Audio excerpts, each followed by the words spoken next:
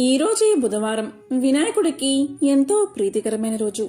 సంకటాలను తొలగించే ఆ వినాయకుడిని పూజించే విశేషమైన రోజు.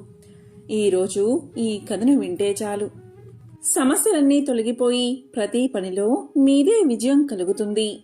మరి ఆ కథ ఏంటో ఇప్పుడు ఈ వీడియోలో తెలుసుకుందాం. ఒకసారి సూత మహర్షిని సౌనకాది మహామునులు ఇలా అడిగారు, స్వామి, తులసి పరమ పవిత్రమైనది, విష్ణువుకి ప్రీతికరమైనదే కదా.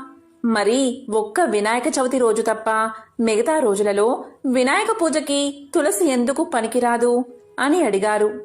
దానికి సూత మహర్షి చిన్న చిరునవ్వు నవ్వి ఇలా పలికారు, నాయనలారా, పరమాత్ముడి లీలలను గుర్తించడం ఎవరి తరము?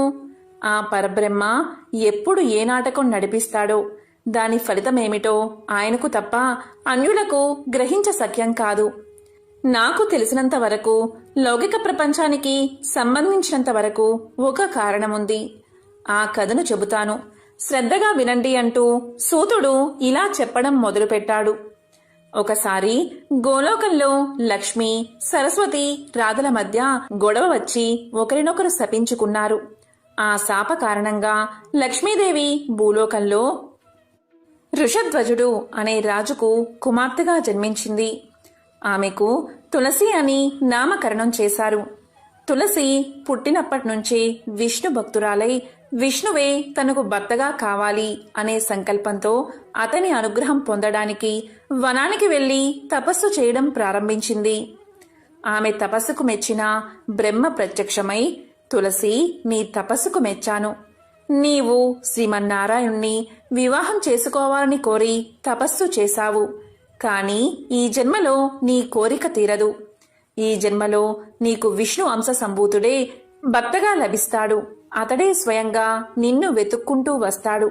అతన్ని వరించి నీ జన్మను సార్థకం చేసుకో.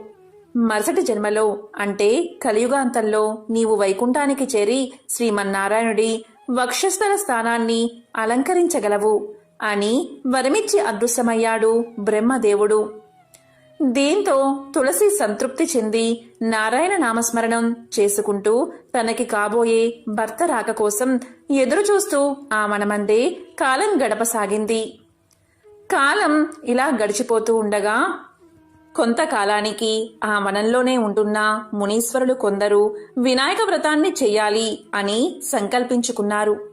ఆ మునీశ్వరులు వ్రతానికి కావలసిన సంబారాలన్నీ సమకూర్చుకుని మట్టితో వినాయకుణ్ణి చేసి తీసుకురావడానికి సమీపాన ఉన్న నదీ తీరానికి బయలుదేరి వెళ్లారు. వారు తులసి నివసించే కుటీరం ముందు నుంచే విఘ్నేశ్వరుడి స్తోత్రాలు పారాయణం చేసుకుంటూ నదివైపు సాగిపోతూ ఉంటే ఆ స్తోత్ర పారాయణం తులసిని విశేషంగా ఆకర్షించింది. అయితే అప్పటికే మునులు ఆ వనంలోనే చెట్ల మధ్య కనుమరుగై పోవడం వల్ల ఆ వివరాలు తెలుసుకోవడానికి తులసి వారి రాక కోసం కుతూహలంగా ఎదురు చూడసాగింది. మునీశ్వరులు నదీ తీరానికి చేరుకుని నదిలో పవిత్ర స్నానాలు ఆచరించి ఆ తరువాత వేదోక్తంగా నదిలో నుంచి మట్టిని తీసి వేద పఠనం చేస్తూ మట్టితో వినాయకుణ్ణి తయారు చేశారు. ఆ తరువాత వేద మంత్రాలతో ఊరేగింపుగా వినాయకుణ్ణి తీసుకుని ఆశ్రమ ప్రాంతానికి బయలుదేరారు. వారి రాక కోసం ఎదురు చూస్తున్న తులసి భక్తి భావంతో వారిని అనుసరించింది.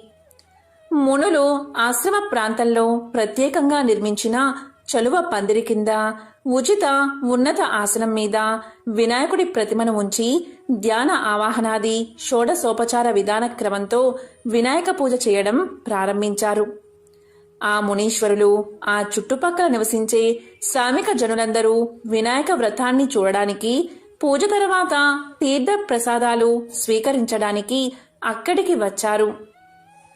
అప్పుడు మునులు ఆ జనులందరికీ వినాయక తత్వాన్ని విశదం చేస్తూ ఒక ముని ఇలా అన్నాడు, నాయనలారా, వినాయకుడు సాక్షాత్తు ఆ పరబ్రహ్మ అవతారమే.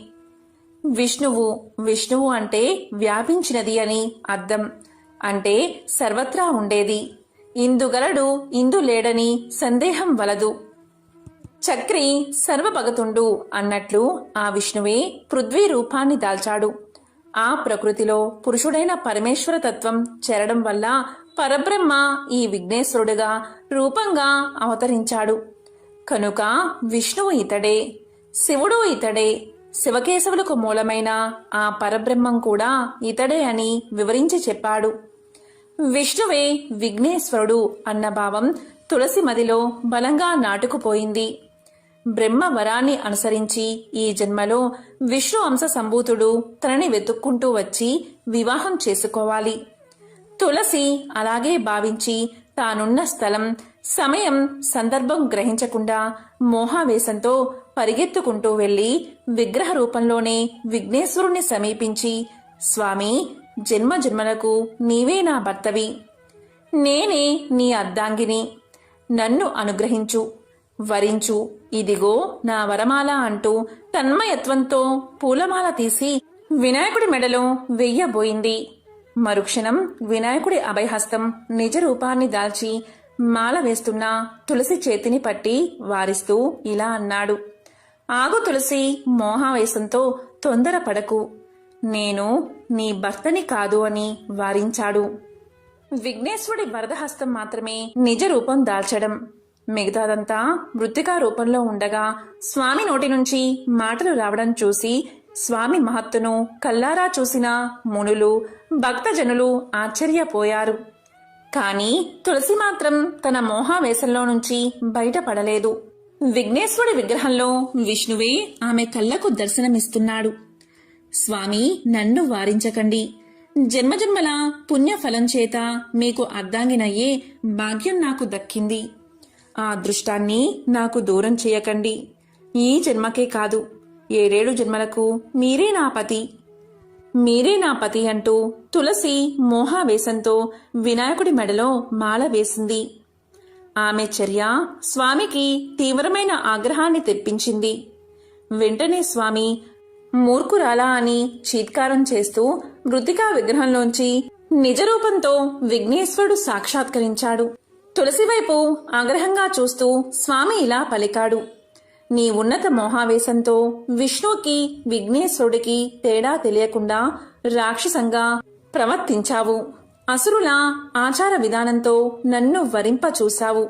నీ మూర్ఖత్వానికి ఫలితంగా నీవు ఒక అసురుడికి ఇల్లాలివి అవుతావు అని శపించాడు. విఘ్నేశ్వరుడి వాక్కులు విని తులసి అవాక్కయింది. అప్పుడు మునులు స్వామికి నమస్కారం చేసి ప్రార్థిస్తూ ఇలా పలికారు. స్వామి, ఈ తులసి లక్ష్మీ అంశ, కారణ జన్మురాలు కూడా. ఈమె శ్రీమన్నారాయణుడి అర్ధాంగి. రాధ శాపవసాన ఇలా అవతరించింది. విష్ణువుకే అర్ధాంగి కావాలి అనే తపనతో విష్ణుతత్వం గల నిన్ను ఆ విష్ణుదేవుడిగా భావించి వరమాల వేసిందే కాని వేరే దురుద్దేశంతో కాదు. ఈమెను మన్నించు, శాప ఉపహరణం అనుగ్రహించు అని వేడుకున్నారు. ఆ మాటలు విని విఘ్నేశ్వరుడు శాంతించి, రాధ శాపఫలంగా ఈ తులసి ఈ జన్మలో జలంధరుడు అనే అసురుడికి అర్ధాంగి అవుతుంది. తరువాత పరిణామాలు, ఈమె శాపం చేత తులసి వృక్షరూపంగా అవతరిస్తుంది. తులసి మాలను విష్ణువు ప్రీతిగా నిత్యమూ ధరిస్తాడు. తులసి పత్రాలతో విష్ణువును పూజించిన వారు మోక్షాన్ని పొందుతారు. తులసి పూసల మాలలో జపానికి ఉపయోగపడుతుంది. తులసి పూజలు అందుకుంటూ విష్ణుదేవుని పూజలకు ప్రీతి పాత్రురాలై ఈ యుగాంతమున నిజ రూపాన్ని దాల్చి విష్ణు సన్నిధిని చేరుకుంటుంది అని అనుగ్రహించాడు విఘ్నేశ్వరుడు. దాంతో మునులు, జనులు సంతోషించి విఘ్నేశ్వరుణ్ణి వేనోళ్ల కీర్తించారు. అప్పుడు తులసి చేతులు జోడించి ఇలా పలికింది. స్వామి, నీ పూజకి కూడా నాకు అర్హత ప్రసాదించు అని. అప్పుడు విఘ్నేశ్వరుడు తల పంకించి ఇలా పలికాడు. తులసి, నేడు నా జన్మదినం. దీనిని వినాయక చవితి అని లోకులు పిలుస్తారు. ఈ ఒక్క శుభదినం రోజు మాత్రం నా భక్తులు నాకు సమర్పించే పత్రి పూజలో తులసి పత్రాన్ని కూడా స్వీకరిస్తాను. వినాయక చవితి రోజు తప్ప మిగతా సమయ సందర్భాలలో నిత్య పూజలలో తులసి పత్రంతో నన్ను పూజిస్తే దోషం కలుగుతుంది. ప్రతి సంవత్సరం వినాయక వ్రత పూజకు మాత్రం తులసిదళం అర్హమైనది అనే వరమిచ్చి అనుగ్రహించాడు. ఈ కారణం చేతే ఆ రోజు నుంచి ఒక్క వినాయక చవితి రోజు తప్ప మిగతా రోజులలో వినాయకుడి పూజకు తులసి నిషేధించబడింది. ఒకప్పుడు పరమేశ్వరుడు పార్వతీ సమేతుడై కైలాస శిఖరంపై కొలువు తీరి ఉండగా సమస్త దేవతా గణాలు వారి సందర్శనార్థమై విచ్చేశారు. అద్భుతమైన తమ గాన కౌశలంతో శంకరుడికి ప్రీతి గావించారు. గంధర్వులంతా అప్సరసలు నాట్యం చేశారు. కొందరు మునులు నేత్రాలతో ధ్యానించసాగారు. మరికొందరు గౌరీ వల్లభుణ్ణి మానసిక ఉపచారాలతో పూజించారు. వశిష్ఠ, వామదేవ, జమదగ్ని, భరద్వాజ, గౌతమ మునీశ్వరులంతా వివిధ స్తోత్రాలతో స్తుతించారు. అప్పుడు శివుడి తలపై ఉన్న శేషుడు ఇలా అనుకున్నాడు, ఈ 3 లోకాల్లోనూ నేనే శ్రేష్ఠుడిని. అందుకే శివుని శిరస్సుపై ఉన్నాను. భూభార సామర్థ్యం నాకు కాక ఎవరికీ లేదు. నా జాతికి చెందిన వాసుకినే కవ్వపు తాటిగా చేసుకుని దేవతలు, రాక్షసులు అమృతాన్ని సిద్ధింపచేసుకుని అమరులు అయ్యారు. కనుక నాకంటే ఉత్కృష్టమైన వారు ఎవరూ లేరు అన్న అహం అతనిలో కలిగింది. శివుడు శేషుని మనో అభీష్టాన్ని తెలుసుకుని ఆగ్రహ ఆవేశుడై తనపై ఉన్న శేషుణ్ణి తీసి నేలపైకి విసిరి కొట్టాడు. అప్పుడు శేషుని యొక్క ఒక్కొక్క శిరస్సు 10 భాగాలై మూర్ఛిల్లిపోయి మరణించిన వాడివలే పడిపోయాడు. ఇలా ప్రాణమాత్ర వశిష్ఠుడైన శేషుడు దుఃఖిస్తూ తనలో తాను ఇలా అనుకున్నాడు, త్రైలోకేశ్వరుడు అయినటువంటి ఈ శివుడికే శిరో అలంకారం అయినప్పటికీ ఇటువంటి దురవస్థ కారణం చేత రెక్కలు విరిగిన పక్షులా ఎటూ కదలలేకుండా ఉన్నాను. నన్ను రక్షించి సేద తీర్చేవారు ఎవరు? తిరిగి నా స్వస్థలాన్ని పొందగలిగే ఉపాయం చెప్పే వారెవరు అని అనుకుంటూ విచారిస్తూ ఉండగా అతనికి ఆ మార్గంలోనే వస్తున్న నారదుడు దైవవసాన కల్పించాడు. అప్పుడు నారదుడు శేషుణ్ణి చూసి ఇలా పలికాడు, ఎందుకని దుఃఖిస్తున్నావు? నీ శిరస్సును ఎందువల్ల హగ్నాలు అయ్యాయి? నీవు ఏ మునికైనా అపచారం చేసి వారి ఆగ్రహానికి గురయ్యావా? లేక గర్వంతో శంకరుడికి ఏమైనా అపచారం చేశావా?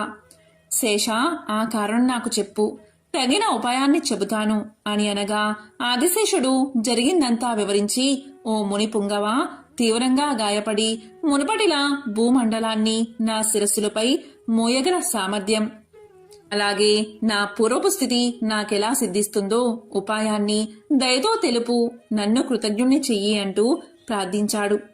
అప్పుడు నారదుడు ఇలా పలికాడు, ఓ నాగరాజా, నీకు దేవదేవుడైన గజాను యొక్క అనుగ్రహం కలిగించే మహామంత్రోపదేశం కావిస్తాను. ఎవరి యొక్క దివ్య అనుగ్రహ ప్రభావం చేత ఇంద్రాది దేవతలు తమ తమ పదవులను పొందారో, త్రిమూర్తులు జ్ఞానవంతులై సృష్టి స్థితి లయలను నెరవేర్చుతున్నారో అటువంటి దేవదేవుడైన మహాగణపతి దేవుడు ప్రసన్నుడైతే నీవు తిరిగి నీ పూర్వపు వైభవాన్ని దక్కించుకోగలవు. శేష, నీకు పూర్ణ స్వస్థత చేకూరుటువంటి గణేశ సరక్షరీ మంత్రాన్ని ఉపదేశిస్తాను. దీన్ని కనుక నీవు శ్రద్ధతో జపించినట్లయితే నీకు గజాననుడు తప్పక సాక్షాత్కరించగలడు అంటూ నారద మహర్షి శేషునకు మంత్రోపదేశం చేసి అదృశ్యమయ్యాడు. అప్పుడు శేషుడు తపస్సు చేయడానికి కృతజ్ఞుడై తన సర్వేంద్రియాలను నియంత్రించుకుని గజాలన్నీ ధ్యానం చేసి అచంచల భక్తితో ఆ పరమ మంత్రాన్ని తదేక దీక్షతో జపించసాగాడు. ఇలా 1000 దివ్య సంవత్సరాలు గడిచిన తర్వాత దేవదేవుడైన గజాననుడు శేషుడికి సాక్షాత్కరించాడు. సింహవాహనారూఢై త్రినేత్రుడు మెడలో మెరిసిపోయే ముత్యాల హారాలతో రత్న కిరీటాన్ని రత్న రుద్రాక్షలను దాల్చి ఏకదంతుడై దర్శనమిచ్చాడు. ఏ విధంగా ధ్యానించాడో అలాంటి మూర్తిగానే సాక్షాత్కరించాడు. అప్పుడు విఘ్నేశ్వరుడు ఇలా పలికాడు, ఓ నాగరాజా, నీవు అహంరాత్రులు ఏక మనస్కుడై ఎవరినైతే ధ్యానించావో ఆ గజానుని నేనే. నీ భక్తికి మెచ్చి నీకు కోరిన వరాలు ఇవ్వాలి అని నీ ఎదుట సాక్షాత్కరించాను. సృష్టి స్థితికి లయలకు కారణమైన పరబ్రహ్మ తత్వాన్ని నేనే. నా తేజస్సు వల్లే సూర్యచంద్రాది నక్షత్రాలు ప్రకాశిస్తున్నాయి. పరబ్రహ్మ స్వరూపుడైన నేను సగుణ రూపంలో ఆవిర్భవించాను. నీకు కావలసిన వరాలు అన్నిటినీ కోరుకో అని గంభీర ధ్వనితో గణపతి పలకగానే శేషుడు ఇలా భక్తి ప్రావణ్యంతో వేడుకున్నాడు, ఓ దేవదేవా, నీ దివ్య సందర్శనం చేత నా జన్మ, తపస్సు, జ్ఞానము సార్థకమయ్యాయి. నా మాతాపితృలు ధన్యులు అయ్యారు. నా నేత్రాలు, దేహము, శిరస్సు అన్నీ ధన్యాలు అయ్యాయి. నిన్ను స్తుతించడం వల్ల నా జిహ్వ కూడా ధన్యమైంది. నీ సందర్శన భాగ్యం చేత నా నాగజాతి కూడా ధన్యమైంది. ఓ దేవా, నీవు సకలము ఎరిగిన సర్వజ్ఞుడవు. అనర్థకారి అయిన గర్వకారణం చేత నా శిరస్సులు ఈ రకంగా ముక్కలయ్యాయి. పరమేశ్వరుడి ఆగ్రహానికి గురయ్యాను. దైవికంగా కలిగిన అనుగ్రహం చేత నీ సందర్శన భాగ్యం లభించింది. ఓ దేవా, 3 లోకాల్లోనూ శ్రేష్ఠత్వాన్ని, ధరాధరణ సామర్థ్యాన్ని నాకు ఇవ్వు. స్థిరమైన స్థానాన్ని నాకు ప్రసాదించు. నిత్యము నీ సందర్శన భాగ్యాన్ని నాకు అనుగ్రహించు. శంకరుని సాహిత్యం, స్థిరభక్తి నాకు అనుగ్రహించు అంటూ ప్రార్థించాడు. అప్పుడు వినాయకుడు ఇలా పలికాడు. శేష, నీ 100 శిరస్సులు ఒక్కొక్కటి 10 ముక్కలైపోయాయి. కనుక నీవు 1000 పడగలతో సహస్రవదలను అనే ప్రఖ్యాతి దాల్చుతావు. అతి దుర్లభమైన ధరాధరణ సామర్థ్యం నీకు కలుగుతుంది. ఇకపైన నీవు స్థిరంగా శంకరుణ్ణి అలంకరించగలవు. నా సాన్నిధ్యాన్ని కూడా పొందగలవు. నీ సకల మనోభీష్టాలు అవశ్యం నెరవేరుగాక అంటూ వరాలు ఇచ్చి అతనిని అనుగ్రహ పురస్కారంగా తన ఉదరాన బంధించుకున్నాడు. గణపతి ఆనాటి నుంచి వినాయకుడికి వేలబద్ధుడు అనే పేరు వచ్చింది. ఎంతో ఒకసారి దేవేంద్రుడు, ఆయన సతీమణి కొన్ని ఇబ్బందికర పరిస్థితుల్లో ఎవరికీ కనబడకుండా అడవిలో వెదురు చెట్ల రూపం ధరించి ఉండవలసి వచ్చింది. కాలాంతరంలో వర్షాలు లేకపోవడంతో అనావృష్టి ఏర్పడింది. చెట్లన్నీ ఎండిపోతున్నాయి. ఇంద్రుడు తాను ఇక్కడ ఉండి కూడా ఏమీ చెయ్యలేకపోతున్నానే అని బాధపడుతున్నాడు. ఇలా చెట్లన్నీ ఎండిపోయి చనిపోతే అడవిలో జీవిస్తున్న జంతువులు, పక్షులు మొదలైన జీవులన్నీ ఏమైపోవాలి? ఏదో ఒకటి చేసి ఈ అడవిని రక్షించాలి అనుకున్నాడు ఇంద్రుడు. ఒకరోజు నారదుడు అక్కడికి వచ్చి దిగాలుగా ఉన్న వారిద్దరినీ చూసి ఇలా పలికాడు. దేవేంద్ర, ఎందుకు అలా విచారంగా కనిపిస్తున్నారు అని అడిగాడు.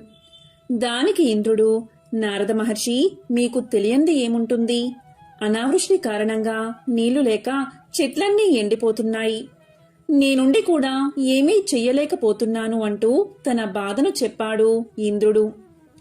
అప్పుడు నారదుడు ఇలా పలికాడు. మహేంద్ర, విచారించకు. కష్టాలు కలకాలం ఉండవు కదా. మీ కష్టాలు తీరి మీరు అమరావతి వెళ్లే రోజు తప్పకుండా వస్తుంది. కొంతకాలం ఓపిక పట్టు అని ఓదార్చాడు నారదుడు. అప్పుడు ఇంద్రుడు ఇలా పలికాడు. మహర్షి, నేను నా గురించి బాధపడ్డం లేదు. నేనిక్కడ ఉండి కూడా నాకు ఆశ్రయం ఇచ్చిన ఈ అడవికి ఏమీ చెయ్యలేకపోతున్నాను. అదే నా బాధ అన్నాడు ఇంద్రుడు. అప్పుడు నారదుడు ఇలా పలికాడు. అగస్త్య మహర్షి నదీ సప్తకం నుండి కావేరిని తీసుకుని ఇటువైపే వస్తున్నాడు. కొంకణ దేశంలో దాన్ని వదిలి వెళ్లాలి అన్నది ఆయన నిర్ణయం. ఆయన్ని ప్రసన్నం చేసుకుంటే కావేరీ నది ఉత్తుంగ తరంగాలతో ఎగిసి పడుతూ ఈ అడవిలో ప్రవహిస్తుంది. ఇంకా అనావృష్టి ఉండదు. బాధపడుకు అని చెబుతూ ఇలా పలికాడు. ఇంద్రా, ఇది జరగాలంటే మీరొక పని చెయ్యాలి. పార్వతీమాతను ప్రసన్నం చేసుకోవాలి. ఆమె ప్రసన్నురాలు కావాలి అంటే ఆమె ప్రియపుత్రుడు గణపతిని పూజించండి. అన్నీ సక్రమంగా జరిగిపోతాయి. మీకు మంచి రోజులు కూడా వస్తాయి అని సలహా ఇచ్చాడు నారదుడు. దానికి ఇంద్రుడు, సచీదేవి ఒప్పుకుని నారదుని సలహా మేరకు గణపతిని భక్తితో పూజించారు. అనేక రకాల ఫలాలు తెచ్చి భక్తితో నైవేద్యం పెట్టారు. దేదీప్యమానంగా ప్రకాశిస్తూ గణపతి ప్రత్యక్షమయ్యాడు. సచీంద్రులు ఆయనకు ఆనంద బాష్పాలతో అభిషేకం చేశారు. సంతోషించిన గణపతి ఇలా పలికాడు. దేవేంద్ర, నీకేం కావాలో అడుగు అన్నాడు. అప్పుడు ఇంద్రుడు ఇలా అన్నాడు. గణాధ్యక్ష, మాకు ఆశ్రయం ఇచ్చిన ఈ అడవి అనావృష్టి కారణంగా బాధపడుతుంది. నీరు లేక వేడి భరించలేక ఇక్కడి చెట్లన్నీ చచ్చిపోతున్నాయి. పుష్కలంగా ఉండే నీటి ప్రవాహాన్నిచ్చి వీటిని కాపాడు స్వామి అని ప్రార్థించారు. అప్పుడు వినాయకుడు ఇలా పలికాడు. దేవేంద్ర, స్వర్గలోకమా, భూలోకమా, పాతాళమా, ఎక్కడ్నుండి జలధార కావాలో చెప్పు అన్నాడు. దానికి సచీ ఇంద్రులు, స్వామి పరమేశ్వరుడంతటివాడు అగస్త్య మహర్షి, ఆయన కైలాసం నుండి కావేరీ నదిని తీసుకుని వస్తూ ఉన్నాడు. అది చాలా పవిత్రమైన జలం, దాన్ని ఇక్కడ ప్రవహింపచేస్తే అడవంతా సంతోషిస్తుంది అన్నారు. ఆ మాటలు విని దేవేంద్రుడి కోరిక తీరుస్తాను అని చెప్పి అదృశ్యమయ్యాడు గణపతి. అప్పటికే కావేరీ నదిని కమండలంలో నింపుకుని కొంకణ దేశం వైపు బయలుదేరాడు అగస్త్యుడు. గణపతి కాకి రూపంలో అగస్త్యుడి కమండలం మీద వాలాడు. ఆ సమయంలో కొంచెం పరాకుగా ఉన్నాడు మహర్షి. కాకిని అదిలిచ్చాడు. అది పారిపోతున్నట్టు నటించి మళ్లీ తిరిగి వచ్చి కమండలం మీద వాలి కమండలాన్ని తన కాళ్లతో తన్నింది. అప్పుడు అగస్త్యుడి చేతిలోని కమండలం కింద పడిపోయింది. దానిలో ఉన్న నీళ్లన్నీ కింద ఒలికిపోయాయి. అయ్యో పరమేశ్వరా, నేను పడ్డ కష్టం వృధా అయిపోయిందే అని బాధపడ్డాడు మహర్షి. అంతలోనే కోపం వచ్చి కాకిని కొట్టబోయాడు. కాకి మాయమైపోయింది. ఆశ్చర్యంగా చూస్తూ అలాగే నిలబడిపోయాడు అగస్త్యుడు. అదే సమయంలో ఒక బ్రహ్మచారి వచ్చి నిలబడ్డాడు. అతడే ఇలా మాయవేషాలు వేస్తున్నాడు అనుకుని కోపంతో కొట్టబోయాడు అగస్త్యుడు. ఆ బ్రహ్మచారి పక్కకు జరగగా అగస్త్యుడి చెయ్యి అతడి తలకు తగిలింది. దొరకకుండా తప్పించుకుంటూ దూరంగా పారిపోతూ ముప్పు తిప్పలు పెట్టాడు ఆ బ్రహ్మచారి. కోపంతో వెంటపడ్డాడు మహర్షి. ఏమైనా సరే తన వెంట తెచ్చుకున్న పవిత్రమైన జలాన్ని పారబోసిన ఆ బ్రహ్మచారిని వదలకూడదు అనే నిశ్చయంతో ఆ బ్రహ్మచారి దొరకకపోతాడా అని చూస్తూ నిలబడ్డాడు మహర్షి. అదే సమయంలో శూర్పకర్ణం, లంబోదరం, ఏనుగుతల, ఎలుక వాహనంతో భవానీమాత కుమారుడు గణపతి తన గణాలతో సహా వచ్చి నిలబడ్డాడు. కాకి రూపంలోనూ బ్రహ్మచారి రూపంలోనూ తనను అల్లరి పెట్టింది గణపతి అని అర్థం చేసుకున్నాడు అగస్త్యుడు. వెంటనే పశ్చాత్తాపంతో ఇలా పలికాడు. అయ్యో గణాధ్యక్ష వినాయక, నేనెంత అపరాధిని, ఎంత పాపం చేశాను. నా పాపానికి నిష్కృతి లేదు. అపచారం చేశాను. నన్నేం చేసినా పాపం లేదు. అవివేకంతో నిన్ను గుర్తించలేక కొట్టబోయాను. నన్ను క్షమించు అంటూ తలమీద ముట్టుకుంటూ ఏడ్చేస్తున్నాడు అగస్త్యుడు. అప్పుడు గణపతి చిరునవ్వుతో ఇలా పలికాడు. అగస్త్య, పొరపాటు ఎవరికైనా సహజమే. నీ మీద నాకు కోపం లేదు. నీకేం కావాలో అడుగు అన్నాడు. దానికి అగస్త్యుడు, స్వామి, నేను చేసింది తప్పే. వివేకం వదిలేసి కోపంతో నీ తలమీద ముట్టాను అంటూ పశ్చాత్తాపంతోనూ బాధతోనూ తన తలమీద మళ్లీ మళ్లీ ముట్టుకుంటున్నాడు. కొంచెం సేపటికి తేరుకుని కిందపడిన కమండలాన్ని చేతిలోకి తీసుకుని శివార్చనకు కూడా నాకు నీరు మిగలలేదు అన్నాడు దిగులుగా. అప్పుడు స్వామి, బాధపడకు, శివార్చనకు నీరు నేనిస్తాను అని గణపతి తన తొండాన్ని చాపి కిందపడిన కావేరి నీటిని తీసి కమండలాన్ని నింపి అగస్త్యుడికి ఇచ్చాడు. మహర్షి, ఇంద్రుడి కోరిక మీద అడవిని రక్షించడానికి ఈ నీరు తీసుకోవలసి వచ్చింది. అదే కావేరీ నీటిని నా తొండంతో నీ కమండలంలోనే పోసిస్తున్నాను. శివార్చనకు ఇది పవిత్రమైన జలమే. నన్ను తలమీద ముట్టానన్న బాధతో నిన్ను తలమీద ముట్టుకున్నావు. ఇప్పట్నుంచి ఎవరైతే నా అనుగ్రహం పొందాలని నన్ను పూజించేటప్పుడు తలమీద మొట్టికాయలు ముట్టుకుంటారో వాళ్ళని వెంటనే అనుగ్రహించి వాళ్ల కోరికలు తీరుస్తాను. నా తండ్రితో సమానుడువు. నీ మీద నాకు ఎటువంటి కోపమూ లేదు. ఈ వరానికి నువ్వు అర్హుడవే. నీ వలన నా భక్తులు తక్కువ పూజతో ఎక్కువ ఫలితాన్ని పొందుతారు అని చెప్పి ఇంకా ఎన్నో వరాలు అగస్త్య మహర్షికి ఇచ్చి అంతర్ధానమయ్యాడు గణపతి. ఆనాటి నుండి ఎవరైతే గణపతి ముందు మోకరిల్లి నెత్తిమీద మొట్టికాయలు మొట్టుకుంటారో వారికి గణపతి యొక్క అనంతమైన అనుగ్రహ ఫలితం లభించడం మొదలయ్యింది. అప్పట్నుంచి అగస్త్యుణ్ణి తలుచుకుంటూ గణపతికి మొక్కేవారు అందరూ మొట్టికాయలు వేసుకోవడం ఆనవాయితీగా వస్తుంది. వినాయకుడు తర్పణ ప్రియుడు. గణపతికి 21 రోజులు బెల్లం పానకంతో తర్పణం చేస్తే తాము అనుకున్న పనులు ఎటువంటి విఘ్నము అవాంతరాలు లేకుండా సాధించగలుగుతారు. ఈ స్వామికి ఉండ్రాళ్ళు, అరటిపళ్ళు, పేలాలు, అటుకులు, బెల్లం, వడపప్పు, పానకం ఎంతో ప్రీతికరమైనవి. జిల్లేడు పూలతో గణపతిని పూజిస్తే కోరికలు నెరవేరతాయి. వినాయక చవితి నాడు వినాయకుడికి ఇష్టమైన సంఖ్య 21. ఆ 21 పత్రాలతో ఆయన్ని పూజిస్తారు. వినాయక చవితి నాడు మాత్రమే తులసీ దళాలతో వినాయకుణ్ణి పూజించాలి. మరి ఏ ఇతర రోజుల్లోనూ వినాయకుణ్ణి తులసీ దళాలతో పూజించకూడదు. అలా పూజించకపోవడానికి వెనుక ఒక కథ ఉన్నట్లుగా తెలుస్తుంది. ఒకసారి వినాయకుడు తపస్సు ఆచరిస్తున్న సమయంలో తులసి ఆయన పట్ల మరలుకుని ఆయన తపాన్ని భంగం చేసింది. తనను వివాహం చేసుకోమని కోరింది. ఆమె కోరికను నిరాకరించినప్పటికీ ఆమె తన కోరికను పట్టుదలను విడవకపోవడంతో ఆగ్రహం చెందిన గణేశుడు ఆమె రాక్షసుణ్ణి భర్తగా పొందుతుందని, వృక్షరూపం పొందుతుందని శపిస్తాడు. అప్పుడు తులసి తన తప్పును తెలుసుకుని క్షమించమని ప్రాధేయపడుతుంది. అప్పుడు వినాయకుడు ఆమెను కనికరించి ఆమె విష్ణుమూర్తికి ప్రియమైంది అవుతుందని, ఆమె చెట్టు రూపంగా మారినా కూడా తులసి పేరుతో పూజించబడుతుందని, ఆ దళాలు మాలగా కూర్చబడి విష్ణుమూర్తి కంఠానికి అలంకారంగా మారుతాయని, తులసి దళాలు పరమ పవిత్రమైనవిగా భావించబడతాయని, భగవంతుణ్ణి తులసి దళాలతో పూజిస్తే ప్రీతి చెంది భక్తులను అనుగ్రహిస్తాడని చెప్పి గణపతి తులసికి ఆనందాన్ని కలిగించాడు. గణపతికి గరిక అంటే ఎంతో ప్రీతి. గరికతో ఆయన్ని పూజిస్తే ఆ స్వామి భక్తుల పట్ల తన కృపా వీక్షణాలను ప్రసరింపచేస్తాడు.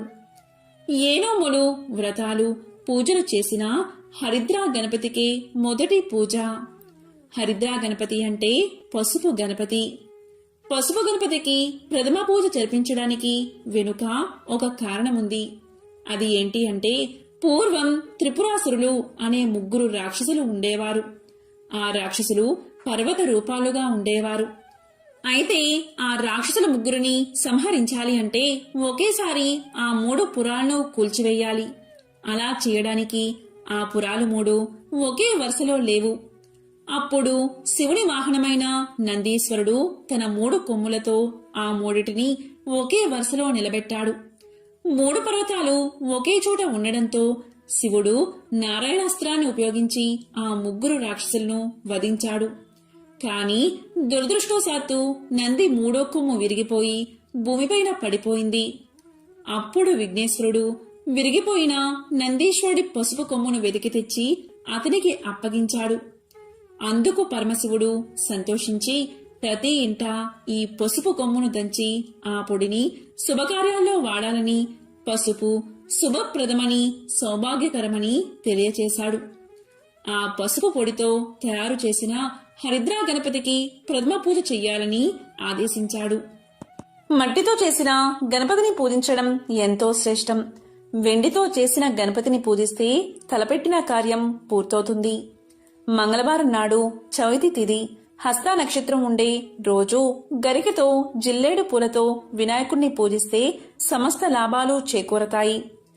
వినాయకుడికి సిద్ధి, బుద్ధి అనే 2 పత్నులు ఉన్నారని, బ్రహ్మ వారిద్దరిని గణపతికి ప్రసాదించాడని పురాణ కథనం. క్షీరసాగర మదనం జరపడానికి ముందుగా సురులు, అసురులు గణపతిని పూజించకుండా ఆ పనిని తలపెట్టారు. అందువల్ల వారి పనికి విఘ్నం ఏర్పడ్డంతో విష్ణుమూర్తి వారికి సహాయపడ్డాడు. ఆ పాలకడలి నుంచి లక్ష్మీదేవి ఉద్భవించింది. లక్ష్మీదేవిని వినాయకుడు తీసుకెళ్లిపోతాడు. బ్రహ్మ, ఇంద్రుడు మొదలైన వారు గణపతితో లక్ష్మీదేవి విష్ణుమూర్తి పత్నిగా నిర్ణయించబడిందని చెప్తారు. అప్పుడు వినాయకుడు లక్ష్మీదేవిని స్వామివారికి అప్పగించి, అంటే విష్ణుమూర్తికి అప్పగించి లక్ష్మీదేవి అంశతో భార్య కావాలని కోరతాడు. బ్రహ్మ సిద్ధిలక్ష్మి, బుద్ధిలక్ష్మి అనే 2 కన్యలను సృష్టించి గణపతికి ఇస్తాడు. అప్పట్నుంచి వినాయకుడు లక్ష్మీ గణపతి అయ్యాడు. గజాననుడు, లంబోదరుడు, విఘ్న నాయకుడు, ఏకదంతుడు, నాట్య గణపతి, వినాయకుడు, మూషిక వాహనుడు, గణనాయకుడు, ఉమాసుతుడు, విఘ్నేశ్వరుడు మొదలైన ఎన్నో పేర్లతో స్వామి పూజించబడుతున్నాడు. జ్ఞానాన్ని, విద్యను ప్రసాదించే దైవం వినాయకుడు. ఆయన ముందు గుంజీలు తీసిన వారు ఆ స్వామి అనుగ్రహానికి ప్రీతి పాత్రులవుతారు. ఎంతో పవిత్రమైన విశేషమైన ఈ బుధవారం రోజు వినాయకుడికి సంబంధించిన ఈ కథలను విన్నా, చదివినా, చెప్పినా, వినిపించినా సకల శుభాలు కలుగుతాయి. జన్మల పాపాలు తొలగి కోటి జన్మల పుణ్యం వస్తుంది. ఓం గం గణపతియే నమః.